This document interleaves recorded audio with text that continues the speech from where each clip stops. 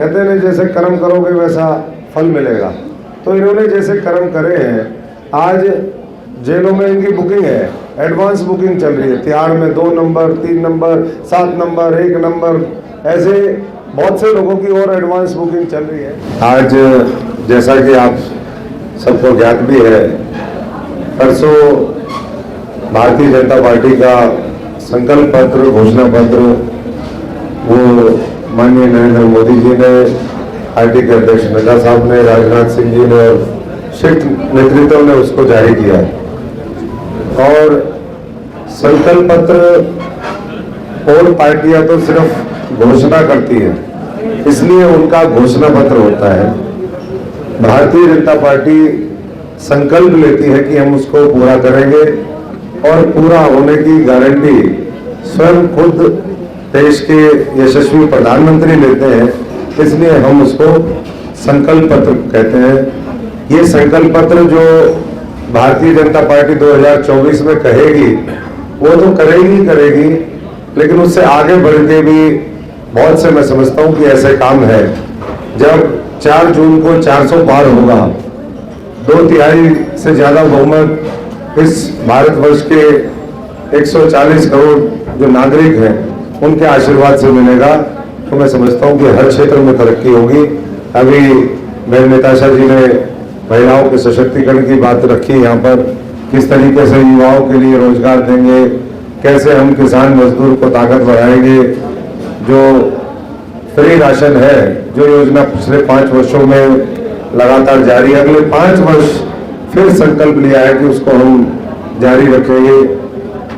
जो बिजली के बिल है वो स्पेशल योजना उसके लिए चलाई जा रही है कि किस तरीके से हम सूर्य किरण योजना के माध्यम से, जो प्रधानमंत्री जी के नाम से होगी, 0 बिजली के बिल वो आए, वो सुनिश्चित करने का काम करेंगे।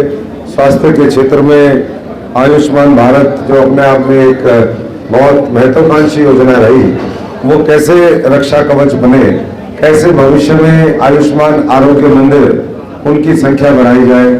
जो मुद्रा लोन है उसको बढ़ा करके जो नौजवानों को स्वावलंबी आत्मनिर्भर बनाने की योजना है, 20 लाख रुपए तक का उसका एक व्यक्ति को लोन के लिए वो स्वीकृति आने वाले समय में देंगे।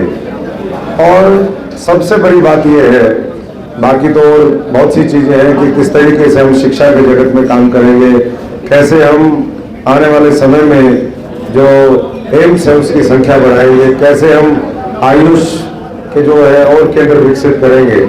लेकिन इसके साथ साथ इस भारतवर्ष को 2047 के अंदर हम विकसित भारत बनाए, उसका जो संकल्प है, उसके लिए जो भी ब्लूप्रिंट हो सकता है वो भारतीय जनता पार्टी वो अगली जो तीसरी सरकार होगी नरेंद्र मोदी जी के नेतृत्व उसको पूरा करेगी।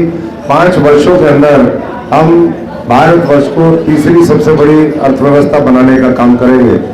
और आप सब जानते हैं, क्योंकि हर व्यक्ति किसी न किसी प्रोफेशन से यहाँ पर जुड़ा हुआ है, कोई व्यापार से है, कोई खेती से। जब हम अपनी फसल बेचते हैं, जब किसान के खाते में पैसा आता है, जब आड़ती के खाते में पैसा आता है, तो वो उसका जो मुनाफा होता है वो परिवार के पालन पोषण के लिए भी खर्च करता है, वो मकान बनाने के लिए भी करता है, वो बच्चों की शिक्षा चिकित्सा पे भी खर्च करता है, उसकी जो ट्रेनिंग कैपेसिटी है वो बढ़ती है, वो गाड़ी के ऊपर भी खर्च करता है, वो मकान के ऊपर भी खर्च करता है और जीवन स्तर बेहतर होता है। ऐसे ही जब देश की अर्थव्यवस्था पूरी दुनिया में तीसरी बड़ी अर्थव्यवस्था बनेगी, तो पूरा भारत जो है वो सुख समृद्धि के रास्ते पर आगे बढ़ेगा। यही नरेंद्र मोदी जी का और भारतीय जनता पार्टी का संकल्प है। और इसके लिए पहले पिछले 10 वर्षों में आदरणीय नरेंद्र मोदी जी के नेतृत्व में एक मजबूत बुनियाद इस देश में इंफ्रास्ट्रक्चर की रखी गई। जो पुराने वर्षों से लंबित काम थे, जो मुद्दे थे, उसका तो समाधान हुआ, चाहे वो राम मंदिर का मामला हो, 370 का मामला हो, महिलाओं के लिए आरक्षण का प्रावधान हो, 3 तलाक खत्म करना हो, या फिर सीए कानून को लागू करना हो। इसके साथ साथ कई लाख करोड़ रुपए के प्रोजेक्ट वो अलग अलग राज्यों में जारी हैं। और नरेंद्र मोदी जी ने इस संकल्प पत्र में भारतीय जनता पार्टी ने खास तौर पे कहा है कि भविष्य के अंदर हम कैसे हमारी संस्कृति को, हमारे गौरव को, हमारी परंपराओं को और भविष्य में आगे बढ़ा सके, उसके लिए भी हम त्रिवल्लुवर सांस्कृतिक केंद्र के जरिए जो विकास की विरासत है उसको आगे बढ़ाने का काम करेंगे। वर्ल्ड क्लास नई रेलवे की लाइनें बिछाएंगे, वंदे भारत एक्सप्रेस है, अमृत भारत है, नमो भारत ट्रेन, ये भविष्य के अंदर नई बड़ी रेलवे की महत्वाकांक्षी योजनाएं होंगी। और अगली जो सरकार है उसका विशेष फोकस, क्योंकि पिछले समय में रोडों के ऊपर बहुत ज़्यादा ध्यान दिया गया, रेलवे के ऊपर भी दिया, लेकिन अगला जो 5 साल है वो रेलवे के, अगर मैं समझता हूँ कि इंफ्रास्ट्रक्चर की बात करें तो जितना आज़ादी के बाद काम रेलवे के क्षेत्र में हुआ है उससे कई गुना ज़्यादा अगले 5 वर्षों में होगा। तो ये बहुत सी बातें हैं। उसके साथ साथ किसानों के लिए फूड प्रोसेसिंग, क्योंकि देश की आबादी बढ़ रही है, फूड प्रोसेसिंग का एक बहुत बड़ा महत्व है। देश और ज़्यादा खाद्यान्न पैदा करे, उसके लिए जो भी सरकार किसानों को ताकत देने का काम कर सकती है वो करने का प्रावधान करेगी। और 2036 में ओलंपिक्स की मेजबानी का भी एक संकल्प वो केंद्र की सरकार ने, भारतीय जनता पार्टी ने, नरेंद्र मोदी जी ने लिया है। मैं इतना ही कह सकता हूं कि भविष्य में जो भारत है हमारा वो ग्लोबल मैन्युफैक्चरिंग हब बनने की ओर अग्रसर है। और ग्लोबल मैन्युफैक्चरिंग हब इसलिए कि पूरी दुनिया में आज हमारी सबसे बड़ी आबादी है, उस आबादी में जो वर्कफोर्स है 65% आबादी 35 साल के नीचे के युवाओं की है। और किसी भी मुल्क ने दुनिया में तरक्की तभी करी है जब उसके पास सबसे ज्यादा युवा आबादी हो, चाहे वो अमेरिका हो, जापान हो, जर्मनी हो, किसी भी, हम चाइना का उदाहरण उठा करके देखें तो आज जो हमारे देश के सामने डेमोग्राफिक डिविडेंड है उसका हम किस तरीके से देश की तरक्की में फायदा ले सकते हैं, ये मिलकर के सब लोगों को प्रयास करना है। और उसके लिए जो अवसर है वो अवसर उपलब्ध कराने का काम वो केंद्र की सरकार नरेंद्र मोदी जी करेंगे।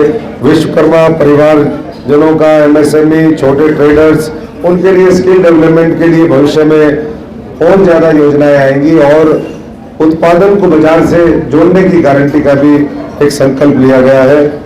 हमारे हर क्षेत्र में, चाहे वो समाज के किसी भी क्षेत्र के लोग हों, चाहे वो हमारे जनजातीय साथी हों, चाहे वो अक़लियत के साथी हों, चाहे वो पिछड़ा वर्ग और दलित समुदाय के हों, उसके लिए विशेष प्रावधान आने वाले समय में है। और भारतीय जनता पार्टी महिलाओं के स्वास्थ्य से संबंधित, क्योंकि सर्वाइकल कैंसर, ब्रेस्ट कैंसर, आर्टियोपोरोसिस, इस तरह की जो बीमारियां हैं उसके लिए खास तौर पे, क्योंकि बहुत महंगी दवाइयाँ आती हैं, इसका भी प्रावधान आने वाले समय में होगा। एफपीओज जो वर्तमान सरकार की एक बहुत ही महत्वाकांक्षी योजना है, फूड प्रोड्यूस ऑर्गेनाइजेशंस बन रही है, कुछ क्लस्टर ऑफ विलेजेस पे उसको बनाया जाता है ताकि एक जगह किसान अपना पैदा किया हुआ अन्न रख सके और वहां से उसको ठीक तरीके से बाजार के साथ कनेक्ट किया जाए, फूड प्रोसेसिंग के साथ उसका कनेक्शन हो। ये सरकार ने एक जिला एक उत्पाद, उसकी एक महत्वपूर्ण योजना भी भविष्य में शुरू करी है। तो मैं बहुत ज्यादा ना कहते हुए इतना ही कहूंगा कि हमारे लिए, सबके लिए एक और गर्व की बात है कि हमारे झज्जर के एक किसान को सम्मान मिला और पहले जो हमारे संकल्प पत्र की जो कॉपी थी वो माननीय प्रधानमंत्री जी ने हरियाणा के एक बेटे, हरियाणा के एक लाल को वो सौंपी है। मैं इन्हीं शब्दों के साथ एक बार फिर सभी साथियों का बहुत बहुत धन्यवाद करता हूं और आप सबसे आग्रह करता हूं कि संकल्प पत्र को आने वाले समय में हम सब लोग अपना संकल्प बना करेंगे, क्योंकि आज ये देश का चुनाव है। हम सब लोग अपना संकल्प बना करके इसके लिए सब लोग मेहनत करें, जन जन तक बात पहुंचाने का काम करें कि एक तरफ बहुत क्लियर विजन के साथ, मिशन के साथ नरेंद्र मोदी जी और भारतीय जनता पार्टी वो काम कर रही है और दूसरी तरफ दिशाहीन विपक्ष है जिसके पास न नेता है, न नीतियां हैं, न नेतृत्व है और जिसके पास मैं समझता हूँ कि ना विचारधारा बची है। कांग्रेस का घोषणा पत्र वो सिर्फ मैंने पहले ही कहा कि सिर्फ घोषणाएं हैं। पहले भी वो घोषणा पिछली बार भी की थी, एक न्याय योजना।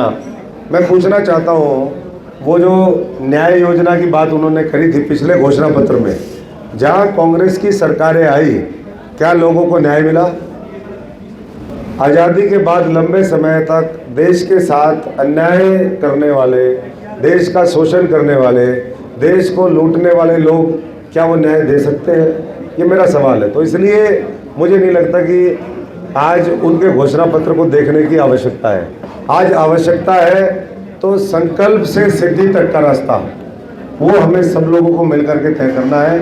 और मैं उम्मीद करता हूं कि हम सब लोग, हमारे पार्टी का नेतृत्व भी यहाँ पर बैठा है, मीडिया के साथी भी हैं, अगले 35-40 दिन के अंदर हम हरियाणा के हर घर तक पहुँचे, खास तौर पे सिरसा के एक एक व्यक्ति तक जो हमारा संकल्प है उसको हम लेकर के जाएं, उसको कन्विंस करें और उसको भविष्य में प्रेरित करें कि इस लोकतंत्र को मजबूत करने के लिए वो भारतीय जनता पार्टी कमल के निशान और नरेंद्र मोदी जी के साथ जुड़े। आपने सबसे पहले पूछा कि भाई महंगाई और रोजगार के बारे में।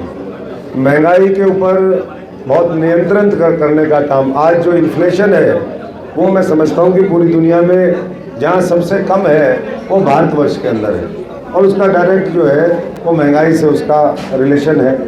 इसी तरीके से जो बेरोजगारी की बात है जी, बेरोजगारी का सवाल है, तो बेरोजगारी लगातार सरकार की कोशिश रही कि हम सरकारी नौकरियां भी दें, हम साथ साथ उद्योग धंधों को मजबूती से स्थापित करें इस देश के अंदर, एक वातावरण बनाएं ताकि लोगों को स्वरोजगार भी मिले, उद्योग धंधों में रोजगार मिले, कृषि में रोजगार मिले। हम जो ट्रेडिशनल जो हमारा मजदूर वर्ग है उसके हाथों को ताकत दे सकें, और भविष्य में भी ये काम जारी रहेगा। हमारी एक और आप सब जानते हैं, देश के अलग अलग राज्यों के अंदर बड़े पैमाने पर पेपर लीक होते थे। राजस्थान के अंदर तो कमाल ही हो रखा था पिछले 5 साल में। पूरे देश के अंदर अलग अलग बहुत बड़े बड़े गिरोह चलते थे जो युवाओं के साथ ठगी करते थे, वो उनके भविष्य के साथ खिलवाड़ करते थे। उसके ऊपर वर्तमान सरकार ने आखिरी दिनों के अंदर कानून बनाया, उसको लागू करने से नौजवानों को रोजगार सही समय पर मिलेगा और बार बार ये जो पेपर लीक का मामला है ये रुकेगा। भ्रष्टाचार की आपने बात करी, तो भ्रष्टाचार तो ये लोग जो इंडिया अलायंस वाले हैं वो करते आए हैं, और इसीलिए जब उनके ऊपर कार्रवाई होती है तो वो चिल्लाते हैं कि सबने अपने अपने काले कारनामों के माध्यम से, कहते हैं जैसे कर्म करोगे वैसा फल मिलेगा। तो इन्होंने जैसे कर्म करे हैं, आज जेलों में इनकी बुकिंग है, एडवांस बुकिंग चल रही है, तिहाड़ में 2 नंबर, 3 नंबर, 7 नंबर, 1 नंबर, ऐसे बहुत से लोगों की और एडवांस बुकिंग चल रही है। कब कब किसका नंबर आएगा वो न्यायपालिका और जो है एजेंसीज वो तय करेंगी। लेकिन इतना जरूर है, मोदी जी ने कहा है कि भ्रष्टाचार को अगले 5 वर्षों, क्योंकि जब तक भ्रष्टाचार रहेगा तब तक जो है जनता तक, नीचे तक उसका योजनाओं का, विकास का, सशक्तिकरण का लाभ पहुंच नहीं सकता। भ्रष्टाचारी कौन आ गया? पहली बात तो ये है, मुझे तो नहीं लगता कि भ्रष्टाचारी को भारतीय जनता पार्टी लेती है। भारतीय जनता पार्टी पूरी तहकीकात करके कर्मठ, देश के लिए समर्पित, देशभक्त, ईमानदार लोगों को लेती है। देखिए, अगर किसी के ऊपर कोई साबित ही नहीं हुआ तो मैं समझता हूँ कि उसको हम भ्रष्ट कह दें, ये ठीक नहीं है। भ्रष्ट तो वो है जो जेल में चला गया। हेमंत सोरेन भ्रष्ट है, मुख्यमंत्री रहते हुए जिस तरीके से किया, अभी दिल्ली के मुख्यमंत्री जेल में गए हैं, वो भ्रष्ट जो साबित हो गए। नहीं तो न्यायपालिका ऐसे ही थोड़ा है कि न्यायपालिका जो है वो उसकी हिरासत बढ़ा दी जाती है कि रिमांड के इसको बढ़ा दीजिए। यहाँ इस देश के अंदर आज भी मैं समझता हूँ कि न्यायपालिका बहुत मजबूत है, सशक्त है, और कोई गुंडागर्दी, कोई अंधाराज नहीं चल रहा है। कानून का राज है, और कानून के राज में कोई कानून से बड़ा अपने आप को समझे तो ये उसकी गलतफहमी है, जिसको मैं समझता हूँ कि समय रहते उसको ठीक करना चाहिए, नहीं तो जेल बैठी है। बहुत बहुत धन्यवाद।